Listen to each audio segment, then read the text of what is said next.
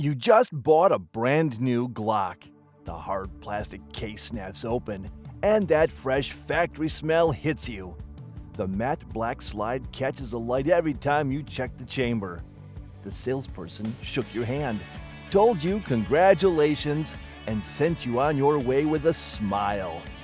What they did not tell you is that your real education in proper firearm maintenance, strict gun safety, and navigating the complexities of ownership under U.S. gun laws is just starting. And the dealership is counting on you not knowing what comes next. Over the next few minutes, I'm going to walk you through 15 things your Glock dealer will never voluntarily share with you after purchase. Some of these will save you hundreds on unnecessary parts. Others will literally save your sidearm from catastrophic failures. And number one is something that genuinely made me angry when I first discovered it. Let's get into it.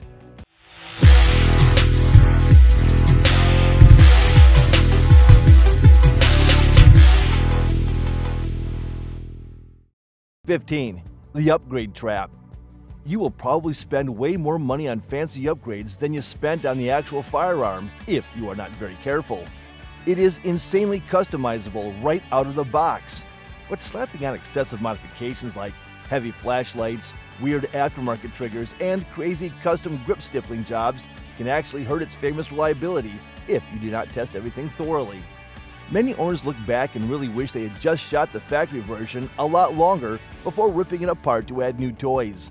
In fact, it is highly recommended to shoot it completely stock before you even think about changing a single part. It is also a very smart idea to keep at least one totally stock just for your daily carry needs. 14. The learning curve. The stock trigger and that very specific grip angle take some real serious practice to truly master. Out of the box, it has a duty-style trigger pull that feels a bit mushy, along with a long reset distance because of its unique safe action system. On top of that, the grip angle feels pretty blocky and strange if you are used to the feel of a classic 1911 or other standard metal pistols. Dealers will not tell you that it feels weird at first because they just want you to buy it. Because it feels so different, lots of new buyers highly regret rushing out to buy aftermarket triggers or rubber grips before putting in at least 500 rounds of range time. 13. 3-point safety check. You always need to perform a specific 3-point safety check after doing any deep cleaning or parts work. It is an absolute must to prevent dangerous accidental discharges. First, the little trigger safety lever must be fully depressed before the main trigger can actually move backwards. Second, the firing pin has to remain totally blocked from moving until the safety plunger is pushed down. Third, the trigger bar cruciform must be resting properly and securely on the safety ramp. The guy at the cash register is not going to walk you through this mechanical checklist, but knowing it keeps you and everyone around you safe. 13. The 3-2-1 lubrication rule. These specific machines are literally designed to run almost entirely dry. Forget drowning your moving parts in heavy gun oil. You need to strictly follow the 3-2-1 lubrication rule. You only use 6 tiny drops of oil for the entire thing. Put exactly 2 drops on the slide rails, 1 drop near the front sight, 1 drop on the barrel near the muzzle, 1 drop on the barrel lugs, and 1 final drop exactly where the trigger bar meets the connector. If you over-oil it, you are just asking for major trouble. Too much oil creates a nasty abrasive paste that sucks in dirt and dust from the air. 11. The dry firing pin channel. Keep the firing pin channel completely dry at all times. I mean, 0 oil and 0 cleaning solvent in here, ever. If you let liquids drip inside this specific hollow area, it causes a massive buildup of dark carbon. That nasty buildup leads to light primer strikes, or it creates a weird hydraulic slowing effect on the striker itself. When you are cleaning this specific part, you must only use dry cotton swabs to wipe it out. Dealers love to sell you big bottles of expensive solvent and lube, but they rarely warn you about the hidden spots where those liquids do far more harm than good. If you are finding these hidden truths helpful, hit that subscribe button for all about survival, so you never get caught off guard again. 10. The factory copper grease. Never scrub off that weird factory copper grease when you first take it out of the box. When you take the slide off for the very first time, you will see this shiny metallic paste smeared inside. A lot of neat freaks try to wipe it completely clean right away. Do not do that.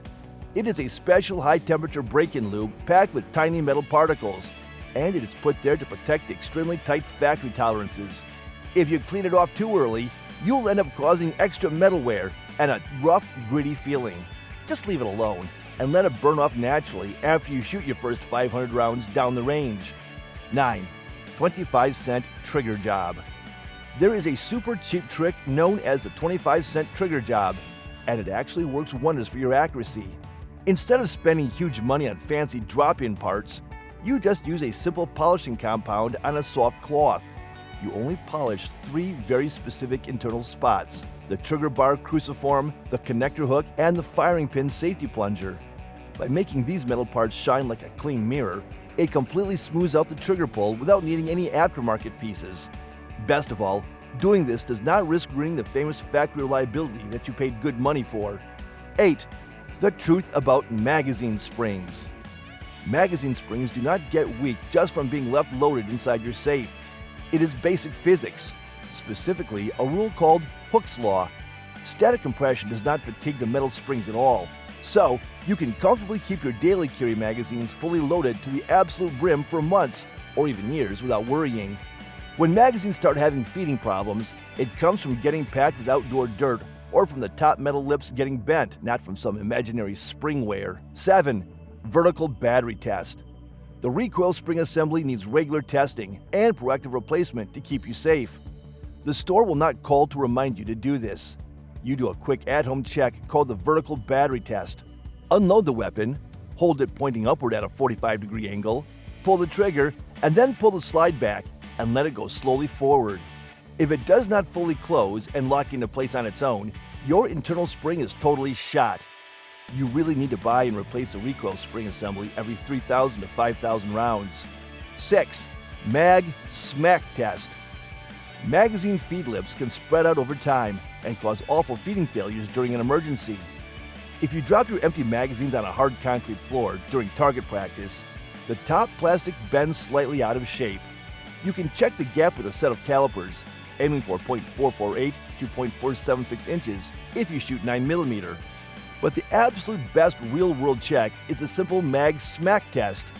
Load a few rounds, hold the magazine tight, and smack the bottom base plate hard with your other hand. If a bullet pops out the top, the magazine is dead and you need to retire it immediately. Visual inspections alone will never catch this sudden damage. 5. Assembly order trap. Slide stop lever installation order is super critical when you're putting things back together. This is a really easy mistake to make when you are sitting at your kitchen table doing a deep clean or swapping out worn parts. You absolutely must install the locking block pin before you put in the slide stop lever. If you do it backward, the internal spring tension will be completely wrong. That tiny mistake causes premature lockbacks while you are shooting, or it creates terrible feeding failures that could cost your life in a bad situation. 4. Disposable sights. Those factory polymer sights are basically disposable wear items that you should plan on replacing. They are really just there to protect the metal dovetail slot on top of the slide during factory shipping. They wear out super quickly just from rubbing against your daily carry holster, and that physical wear will start changing your point of impact when you aim. Most serious owners upgrade to solid night sights or heavy steel sights, which usually run about $50 to $150 at the shop. Dealers hardly ever mention that the stock plastic ones will not last long because it might ruin the excitement of the sale. 3. The generation mix-up. Not all parts are interchangeable across different generations of the same model. Generation 3, 4, and 5 all have totally different locking blocks, slide stops, and internal springs hiding inside. If you try mixing them up to save a few bucks, you can create incredibly unsafe mechanical malfunctions. You must always match your exact specific generation with original equipment manufacturer parts. When a local store is trying to sell you a shiny new upgrade from behind the glass, they do not always warn you to double-check your specific generation first. 2. Orange label secret. Orange label refurbished models are basically factory new, but way cheaper for your wallet. These are old law enforcement trade-ins that have been fully rebuilt from the ground up by professionals. They get brand new springs, new metal pins, freshly refinished slides, and they carry a full factory warranty just like a brand new one. Buying one of these hidden gems saves you $100 to $150 compared to a brand new box, and there is zero mechanical difference. But dealers would much rather sell you fresh inventory at full retail price. so they usually keep perfectly quiet about the orange labels sitting in the back room. 1. The Hidden Discount Club. The biggest money-saving secret of all is the GSSF membership. Joining the Glock Sports Shooting Foundation costs around $35 a year, unlocks massive savings that dealers hate talking about. It gets you a special coupon for one blue label firearm every single year at strict law enforcement pricing. That coupon usually knocks $75 to $125 right off the final price tag. On top of that amazing discount, members get free armorer checks and free replacement of worn-out internal parts at special shooting events.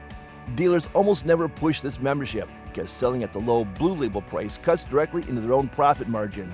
Or it just requires extra paperwork they would much rather avoid entirely. The bottom line is that these are famously reliable tools when you maintain them correctly and respect the engineering.